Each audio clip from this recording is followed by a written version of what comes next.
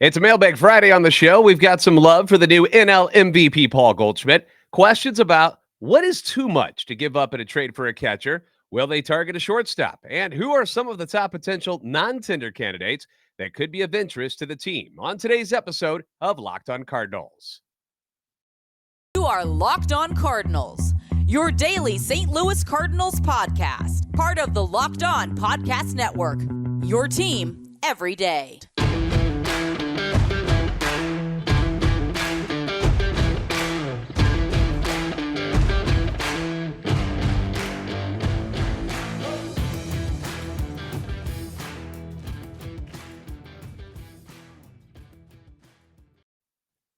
Hey there, Cardinals fans. I'm JD Hafford. I'm a national radio sports anchor, born and raised in the Lou, and a lifetime Cardinals fan. And I'm your host for Locked on Cardinals, part of the Locked on Podcast Network, covering your team every day. You can follow me on Twitter at JD Sports Radio. Follow the podcast at LO_Cardinals.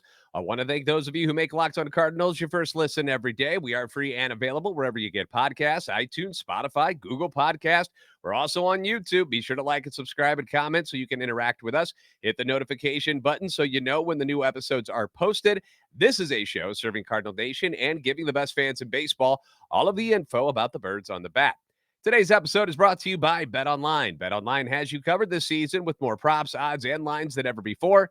BetOnline, where the game starts. So we dropped yesterday's episode very, very late last night. In fact, it was after midnight on the East Coast. I had to work, and then we had the Packers and Titans game on. And so apologies to everybody for getting it out so late. But if you haven't seen that episode yet, make sure you check it out. I'll have the link in the description on YouTube down below. But I talk in depth about the amazing season that Paul Goldschmidt had and why he was very much deserving of the National League MVP award over his brother from another mother, Nolan Arenado, and, of course, the Padres' Manny Machado. Now, he's been close before. In case you're unfamiliar with Paul Goldschmidt's history, he's twice a runner-up in 2013. He lost to the Pirates' Andrew McCutchen. And oddly enough, you know who finished third and fourth that year? So it went McCutchen and then Goldschmidt, Yadier Molina, and Matt Carpenter of the St. Louis Cardinals in 2013. He finished in second place again in 2015, ended up losing to Bryce Harper, who was with the Nationals then. And he's been a top six finisher 5 times in those 2 years, plus 2017, 2018, and 2021 with the Cardinals. But finally won the darn thing last night. And one of the things that I thought was really cool about the presentation and how they announced it last night was that MLB Network had Albert Pujols announce the winner. And I actually made the joke on Twitter that I was like, how awkward is this going to be if, because there were rumors that maybe the votes between Goldschmidt and Arenado would get split.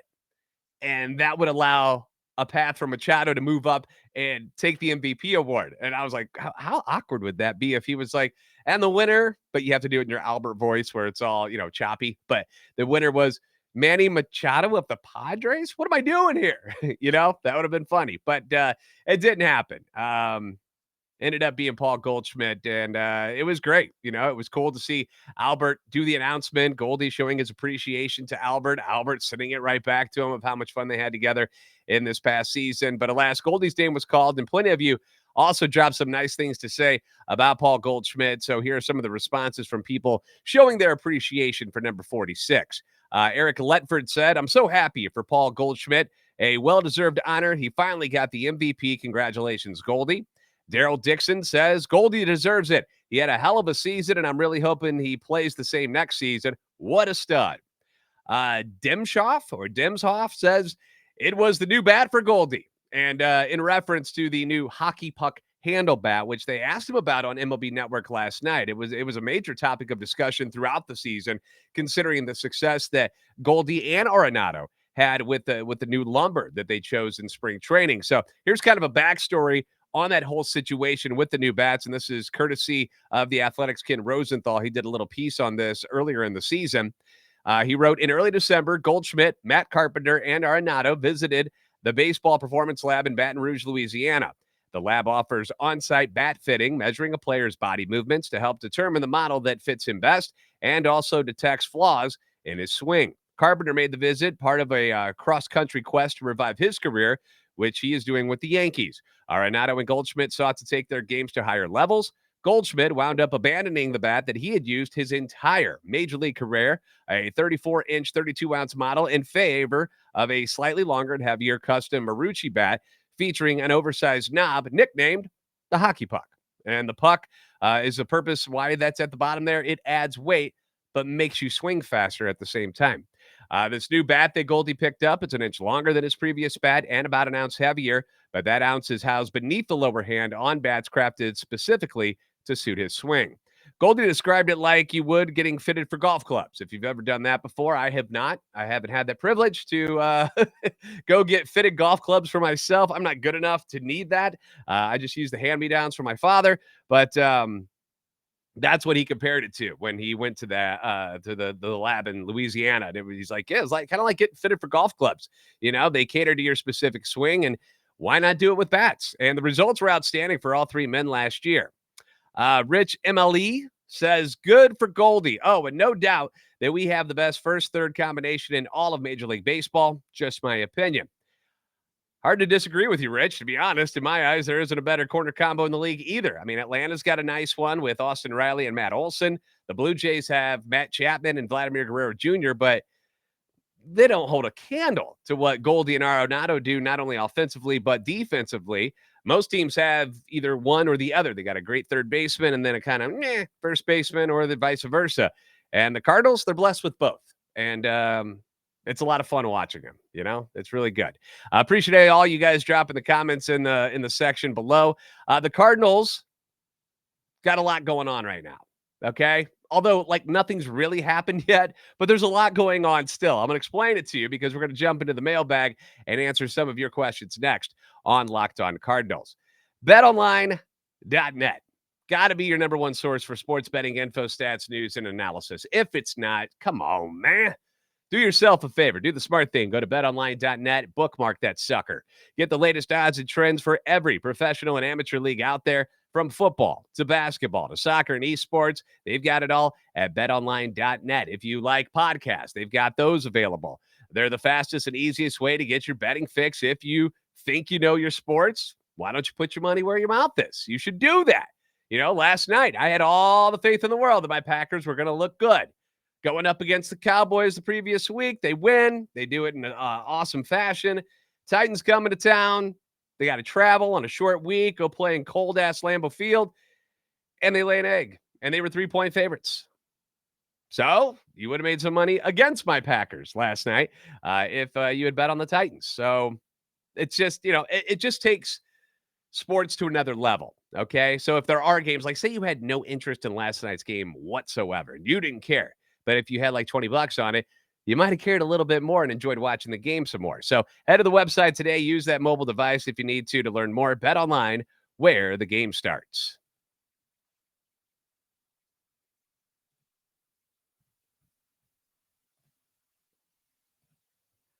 Thanks for making Locked On Cardinals your first listen today. For your second listen, check out Locked On Sports. From the games that matter the most to the biggest stories in sports, go beyond the scoreboard and behind the scenes with local experts and insights only Locked On can provide.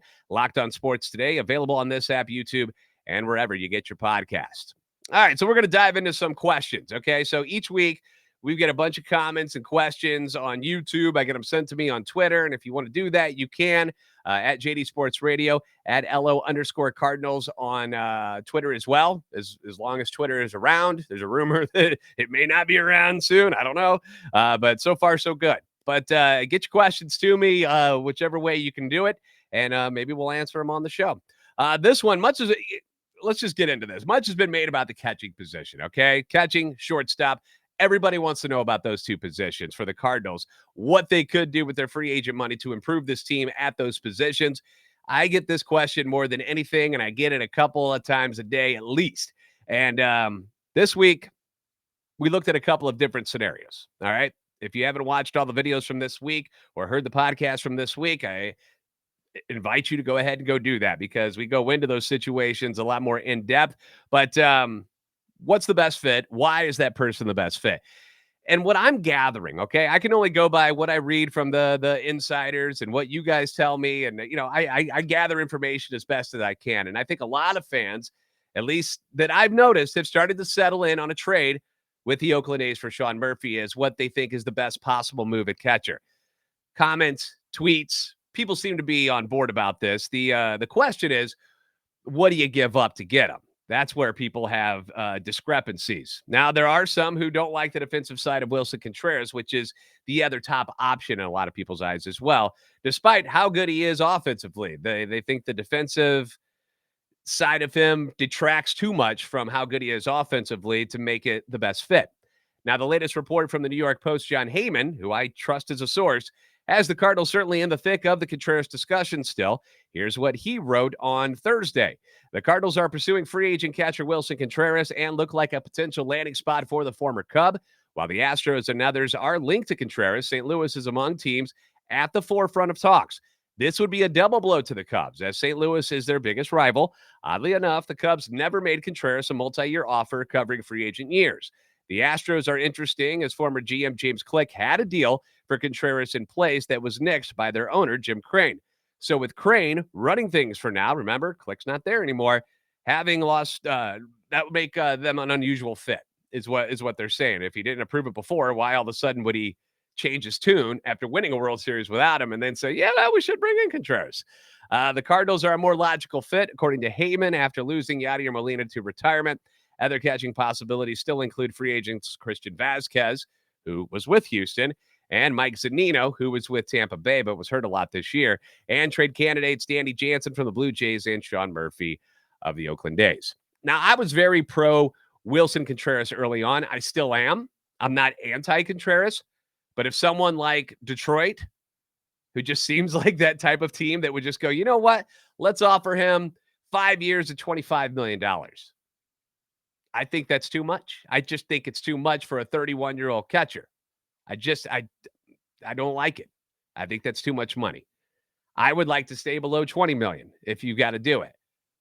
But the market's the market, and there aren't a lot of catching options out there in free agency. And if someone wants to throw the whole bag at Contreras, he's probably going to accept that, I would think. And I'd rather spend that money on a shortstop or an ace starter than at catcher, because you can trade for a catcher still. And you end up sacrificing prospects, which I hate doing, but sometimes it's a necessity. That's why you build up a good farm system, not so that they all just come into your starting lineup at the same time. Like, that doesn't happen very often, but you use them as trade pieces to go get guys that you need. So prospects like Nolan Gorman, Gordon Graceffo, Tink Hence, and I've even said I'd go as high as trading Mason Wynn.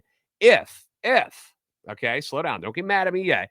If you're going to go after one of those big-time free agent shortstops, okay? If you're not, then you don't trade Mason Wynn. You stick with Tommy Edman, you hang on to Wynn, and then he comes up through your system, maybe gets pulled up next year or the following year. You know, that's a possibility. But if you're not going to chase one of the free agent shortstops, there's no point.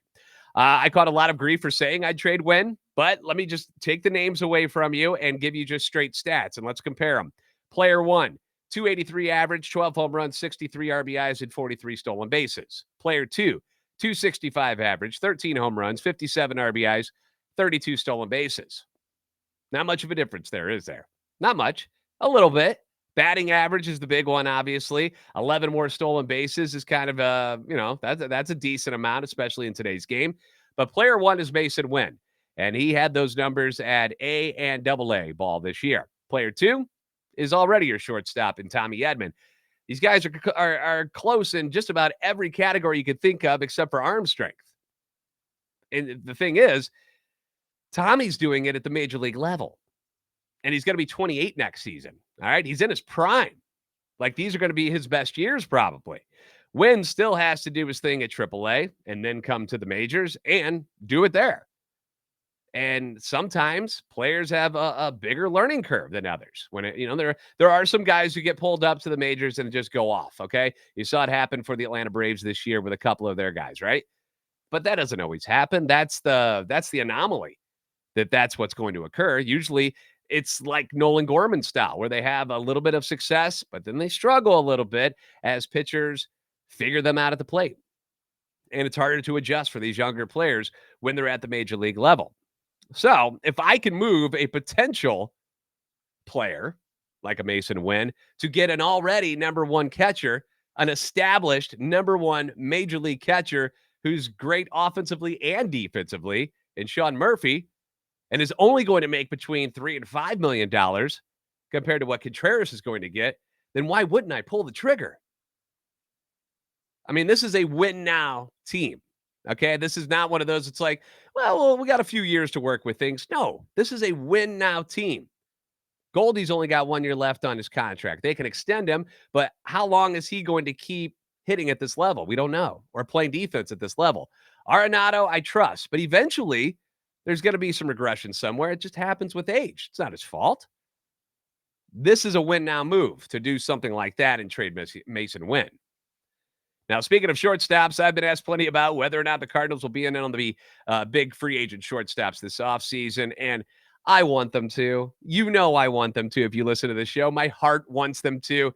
These type of superstar caliber shortstops aren't readily available very often, and I think it would be a huge power move to land one of them and then trade for Sean Murphy.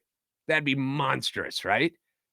Sully from Locked On MLB. We had him on the podcast this week. He likes Carlos Correa for the Redbirds. You know who else is rumored to be in the market for Carlos Correa? Chicago Cubs.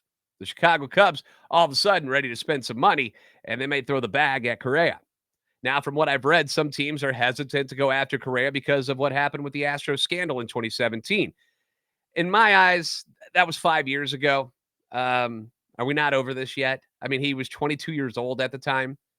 I mean, we've all done some dumb things in our early 20s, and Correa was a part of a team that did it. It's not like he was the guy saying, hey, everybody do this. I figured out how to beat the system. I don't think that's what ended up becoming what happened there in Houston. You know, he was a kid, really, at 22. I wouldn't let that hold me back from signing him.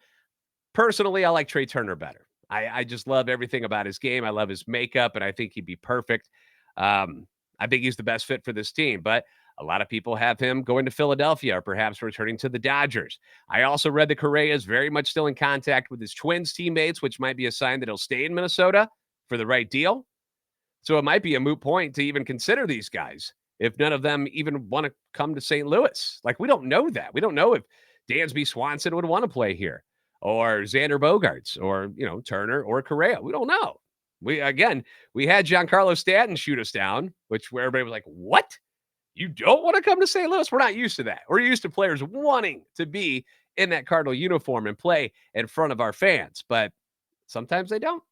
So to answer your question, my heart says yes, but my gut, my mind says that they will not be in on the big free agent shortstops, unfortunately. But I've been wrong before. We're going to talk non-tender candidates next. Are any players outside of the Cardinals' own arbitration-eligible players a possibility for the team, including a former NL MVP? We'll be discussing that next on Locked On Cardinals. If you've thought about securing your home with home security but have been putting it off, you'll want to listen up. Right now, Locked On Cardinals listeners can order the #1 rated SimpliSafe home security system for 50% off. That's half off to you and me. This is their biggest offer of the year, and you won't want to miss it. With the holiday season upon us, property crimes, burglaries, package thefts, they all go up. And you need to take care of not only your home, but the people inside your home. They're called your family. And whether you like them or not, you should probably try to keep them safe. They deserve it, right? So SimpliSafe is the way to go. They've been named the best home security system in 2022 by U.S. News and World Report 3 years in a row now. Got the three-peat going on. SimpliSafe is whole home security, advanced sensors for every room, window, and door. They got the HD security cameras for inside and out, smarter ways to detect motion that alert you only when a threat is real. What about hazards like fires and floods? They can help you there too with hazard sensors. 24/7 professional monitoring service. You would think costs an arm and a leg, but it's not. It's less than $1 a day, and that's less than half the price of ADT's traditional professionally installed system. And with the top-rated SimpliSafe app, you can stay in complete control of your system anytime, anywhere. Arm, disarm, unlock for a guest if you're not home yet. Access your cameras to watch your animals, your kids, and make sure they're not throwing a party when you're away, or adjust system settings. Whatever you want to use it for, you can do that. Don't miss your chance to save big on the only security system we recommend. Get 50% off any new SimpliSafe system at simplisafe.com/LockedOnMLB today. This is their biggest discount of the year, so don't wait. That's simplisafe.com/LockedOnMLB. There's no safe like SimpliSafe.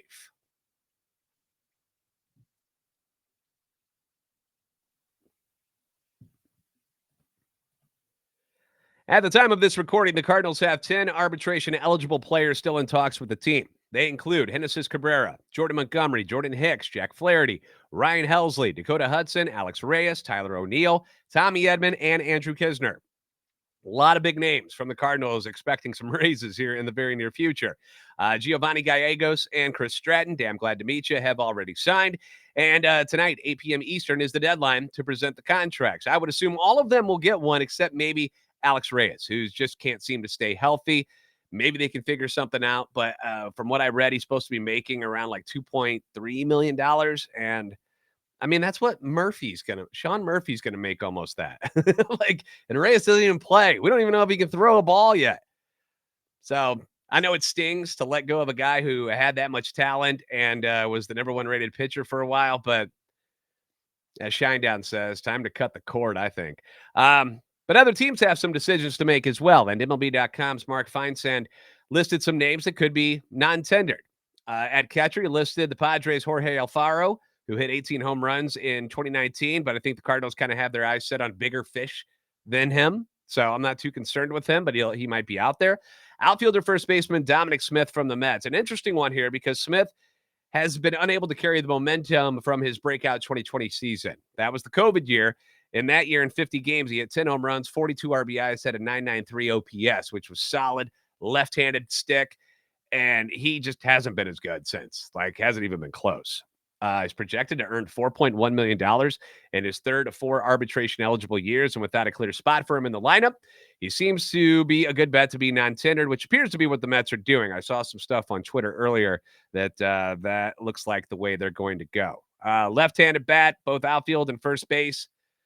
That's something the Cardinals are looking for, right? Cheaper than Dickerson was. Dickerson made $5 million this year. He's still just 27 years old, but clearly the regression is certainly a concern. Former Cardinal Luke Voigt on his list here, as well as Alex Reyes. But the biggest name on the list that he has is former National League Most Valuable Player Cody Bellinger from the Dodgers, whose career just has not been the same since he injured that shoulder in the 2020 COVID World Series. If you remember, he went up to do a high five after hitting a home run in the series and ended up hurting his shoulder when he did it. Ridiculous, right? I remember watching it, and then he was like, and since then, he's just been a different hitter. 2017 National League Rookie of the Year winner, 2019 NL MVP, has struggled badly over the past 2 years, posting a 611 OPS, only 29 home runs in 239 games. What has happened to Cody Bellinger? Signed a $17 million deal last offseason to avoid arbitration, but with a projected salary of more than $18 million and a pair of sub-bar seasons, the Dodgers could decide to spend the money elsewhere rather than on the hope that Bellinger will rediscover his old form. Now, I am not saying that the Cardinals should go out and sign Cody Bellinger for $18 million a year. I'm not saying that. But man, is it tempting to kind of at least kick the tires on the guy, right? If he becomes available. Could Turner Ward and the boys work some magic with him, help him find whatever's wrong with his swing and fix it? Nolan Arenado, Paul Goldschmidt, can they help him like they helped Matt Carpenter this year? Maybe. Maybe he needs a hockey puck bat. I don't know what bat he's using, but maybe he ought to switch bats. Maybe it's just a change of scenery that he needs that would help him. Because in that Dodgers lineup, if you're not producing, they kept moving him down, and he ended up batting 9th. And as a guy who played baseball, and then we've all played rec softball at some point, when you are put down lower in the order, don't you kind of feel crappy? And you kind of hit like where you are in the order. So moving Bellinger down might have been a smack to his ego, and maybe that had an effect on him. I don't know. I'm just throwing it out there. But it's something to think about if Cody Bellinger becomes available. Don't know if it's going to happen, but the deadline again tonight, 8 o'clock. Thanks for making Locked On Cardinals your first listen today. For your next listen, check out the Locked On Sports Today podcast, the biggest stories of the day, plus instant reactions, big game recaps, and the take of the day. Available on the Odyssey app, YouTube, and wherever you get podcasts. As always, be sure to like and subscribe on YouTube. Keep those likes going, man. I'm noticing you guys punching it even more. I appreciate it. And as you can see, a lot of our videos are starting to skyrocket and take off, and all these Cardinal fans are coming in. They're coming, opening the door, and they're like, whoa, what is this place? Locked On Cardinals? I love it. So keep them coming in. The bandwagon is wide open for all the Cardinals fans to jump on here at Locked On Cardinals. Follow on Twitter at LO_Cardinals and at JD Sports Radio. You're the best fans of baseball for a reason, and I'll see you next time on Locked On Cardinals.